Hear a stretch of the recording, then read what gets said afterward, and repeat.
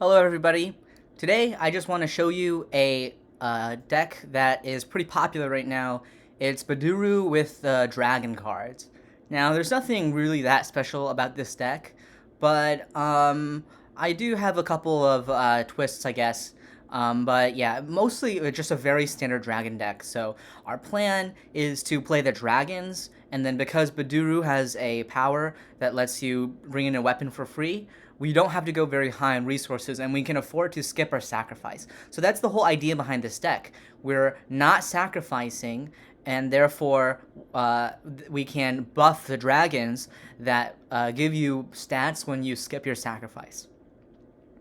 So here I'm just going ahead and I sacrificed the Emore in this matchup because there's a lot of decks or a lot of cards that are not good, like Darkwrath, for example, or even Infernus are not good ones to target with Emore. So I'd rather have Grundler's double than Emore.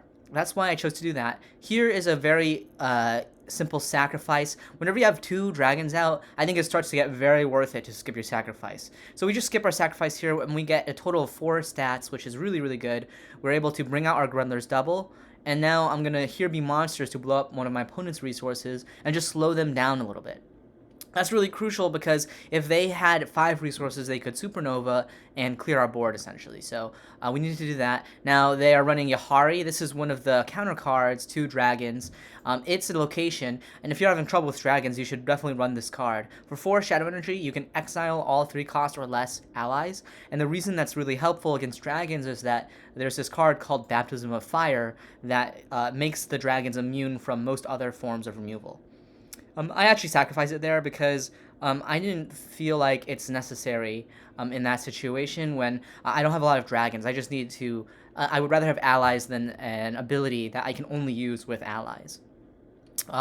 So here we're just going ahead and sacrificing. I decided to go ahead and use this location. Now on 5 resources, I can actually play the Soul Seeker for resources. So I don't need to rely on Baduruu's ability to bring out weapons. And getting that draw too is really, really helpful there. Arguably here, I probably should have sacrificed, but I really wanted to get this Here Be Monsters down. So that's why I did not sacrifice. But it may have been a good idea to sacrifice and put out some more of these Sandwing cards.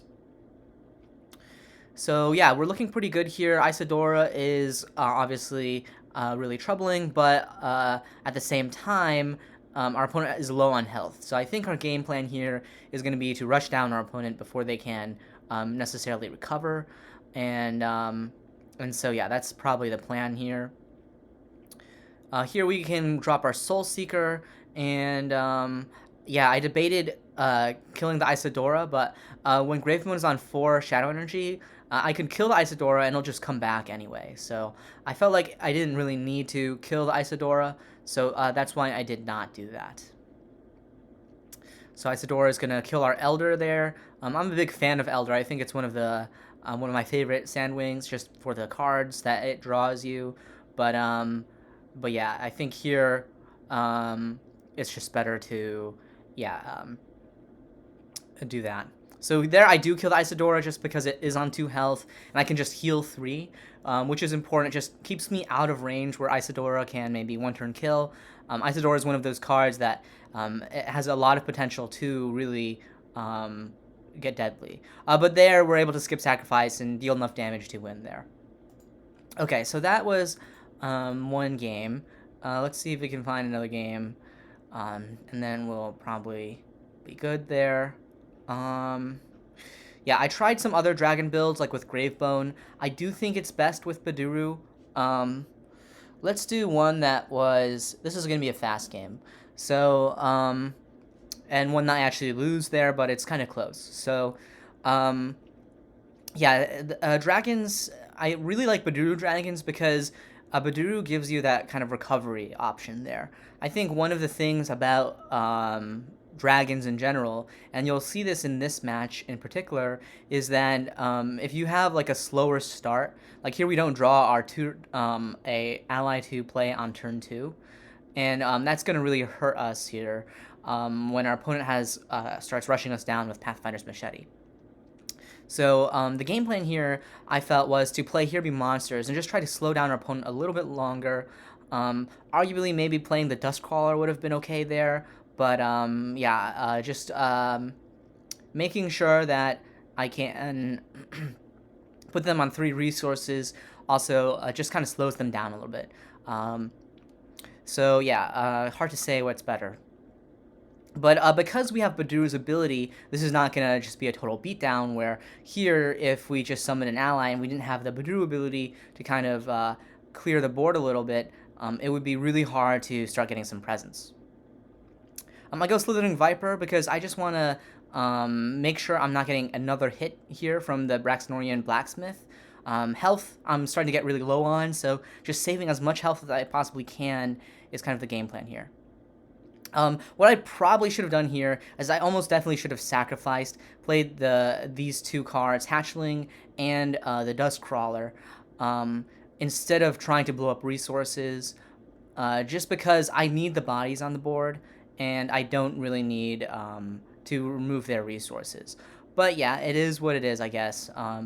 So here, we're going to go ahead and do what I should have done last turn, which is play 2 of our dragons. So Hatchling's really nice. We can renew 2 resources, summon the second Dustcrawler. And what's cool about Dustcrawler is it gets stealth when an ally is killed. That includes your own allies. So we're able to stealth our 2 Dustcrawlers there. And yeah. So now our opponent is able to buff up this machete again. And I think if I had just one more ally out, I might have had a chance here. But yeah, so here the issue is we actually don't have enough allies out to turn off the durability down to 0.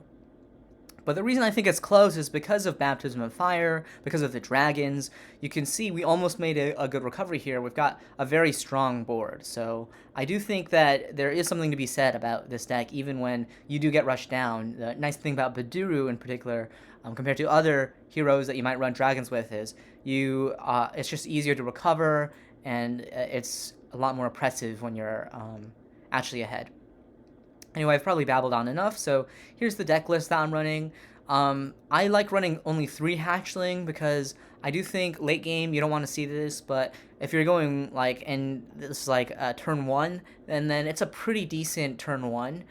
Because if you put this down turn 1 and you put down one of these 6 2-cost dragons on turn 2, then on turn 3 you can actually skip on turn 2, and actually that's quite strong because you have 2 dragons out. You're getting 4 stats, and all you have to do is skip a sacrifice for that. So that's a really strong opening, but the problem is you just don't want to see this late game. So that's why I'm only running 3 Hatchlings. I think it's worth it just because it's such a strong opening, but on the other hand, yeah, you don't really want to see too many of them.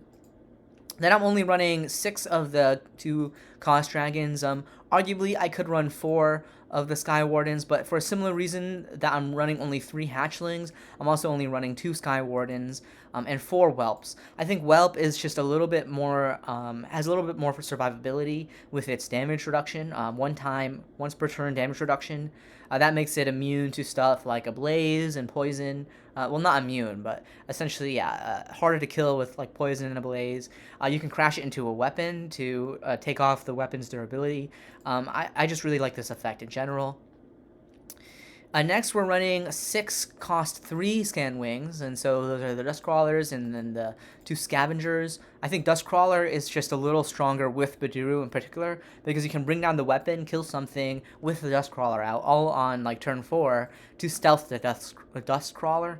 And giving a Sandwing stealth is really, really nice because that just protects it from being killed, so that on your next turn you can skip your sacrifice and buff it up a little. Scavenger has a more niche application, but there are times where sometimes you do want to take cards from a graveyard and get a resource, so that active is quite nice. Now, here's kind of an interesting card here, because it's not a Sandwing, but I'm running Slithering Viper, and I'm running 3 of them. The reason I'm running Slithering Viper is because there's a lot of cases where you don't want to target, but you need to disable something for a turn. So one example is against another dragon deck. They're going to play, say, something that gives Shroud, Baptism of Fire, on their dragon, and then that's going to give it Shroud, but Viper bypasses Shroud, so that's really nice. Against Monk also, you can't attack it, so if you have Vipers, you can still at least disable their strongest ally, even after a Monk play. And just in general, Slithering Viper has stealth, and so it's a very nice card just to play for its 2-3 stats with stealth. So there's just so many games and cases where this is a good card that I think it's worthy of inclusion. That's what I run here. I'm only running one Elder because we do run lower cost stuff in general, and the high cost stuff, honestly, I don't even use that much, but I just like having the chance of curving into this.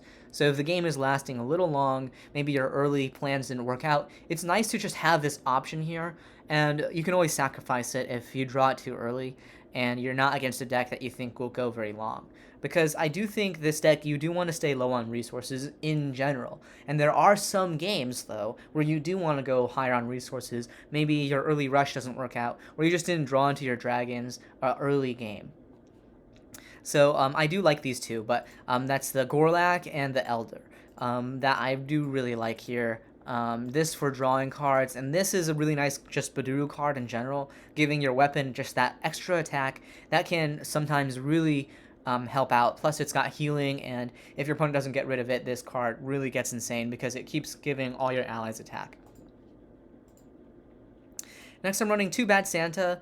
I felt like this deck is a little low on draw. I mean, I guess it's not that low on draw, but I just want this in case I need some draw power. And so that's just why I'm only running 2. I think 2 is a good number here. That means you have the potential to chain them, like play 2 in one turn. But also it's just good going first, and on turn 2 you just need some more cards, stuff like that. I'm running 4 Here Be Monsters, and I really like this card because I guess part of this deck is not sacrificing, and Here Be Monsters really plays into that because normally you want to be sacrificing a card on most turns, but with Here Be Monsters, sometimes it's better to skip a sacrifice to use this card and blow up one of your opponent's resources, and that just fits perfectly in with the dragon playstyle. So it just makes total sense in this deck to run 4 of them, and that's why I'm running 4. I'm running 4 Hunter's Gambit, just some draw.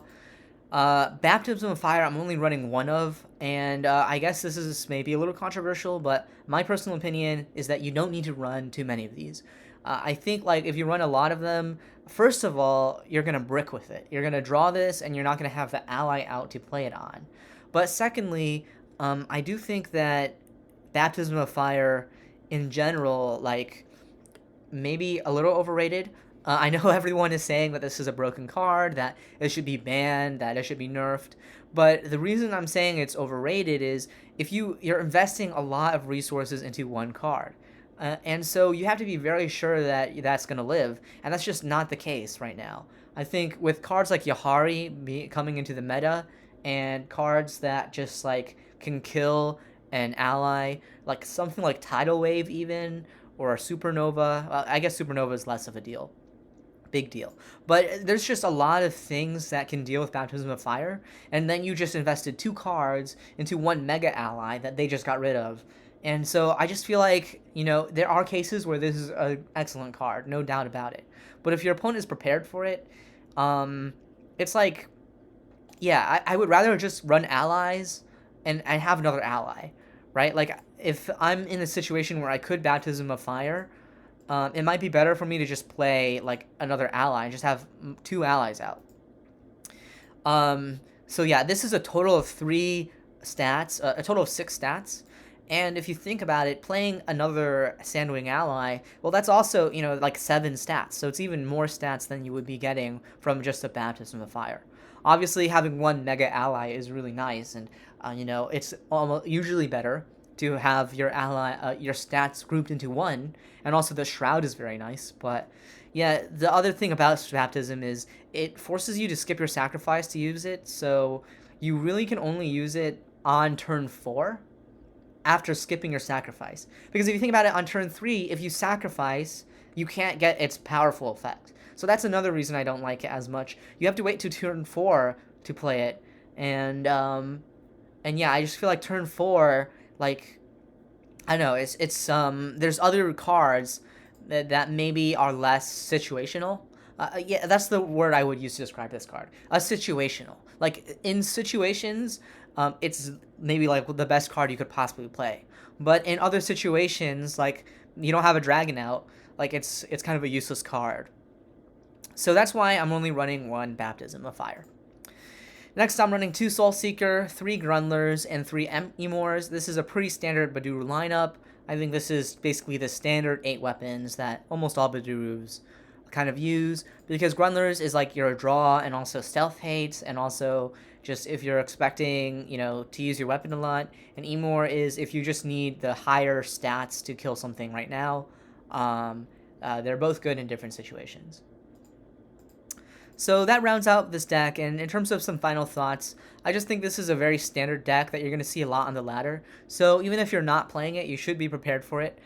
It is quite interesting. I think the skipping your sacrifice is something that I did work on the design for these cards. And the Sandwings in particular were ones that I had a large hand in designing.